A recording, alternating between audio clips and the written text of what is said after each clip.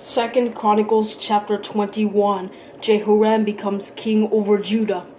Jehoshaphat rested with his fathers and was buried with his fathers in the city of David. His son Jehoram became king in his place. He had brothers, sons of Jehoshaphat: Azariah, Jehiel, Zechariah, Azariah, Michael, and Shephatiah. All these were the sons of Jehoshaphat, king of Judah. Their father had given them many gifts of silver, gold, and valuable things, along with fortified cities in Judah, but he gave the kingdom to Jehoram because he was the firstborn. When Jehoram had established himself over his father's kingdom, he strengthened his position by killing with the sword all his brothers as well as some of the princes of Israel. Judah's king Jehoram. Jehoram was 32 years old when he became king and reigned 8 years in Jerusalem.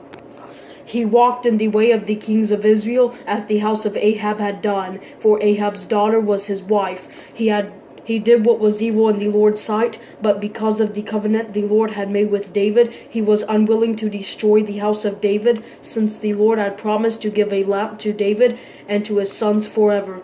During Jehoram's reign, Edom rebelled against Judah's domination and appointed their own king. So Jehoram crossed into Edom with his commanders and all his chariots. Then at night he set out to attack the Edomites who had surrounded him and the chariot commanders. And now Edom is still in rebellion against Judah's domination today. Libnah also rebelled at that time against his domination because he had abandoned the Lord, the God of his ancestors. Jehoram also built high places in the hills of Judah, and he caused the inhabitants of Jerusalem to prostitute themselves, and he led Judah astray. Elijah's letter to Jehoram.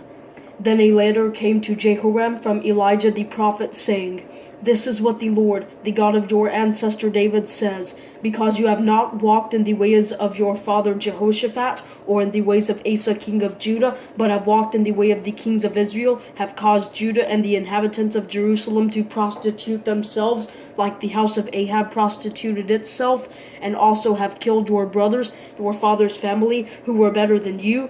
The Lord is now about to strike your people, your sons, your wives, and all your possessions with a horrible affliction. You yourself will be struck with many illnesses, including a disease of the intestines, until your intestines come out day after day because of the disease." Jehoram's last days. The Lord put it into the mind of the Philistines and the Arabs who lived near the Cushites to attack Jehoram. So they went to war against Judah and invaded it. They carried off all the possessions found in the king's palace, and also his sons and wives. Not a son was left to him except Jehoahaz, his youngest son. After all these things, the Lord afflicted him and his intestines with an incurable disease. This continued day after day until 2 full years passed. Then his intestines came out because of his disease, and he died from severe illnesses. But his people did not hold a fire in his honor like the fire and honor of his fathers. Jehoram was 32 years old when he became king. He reigned 8 years in Jerusalem. He died to no one's regret and was buried in the city of David, but not in the tombs of the kings.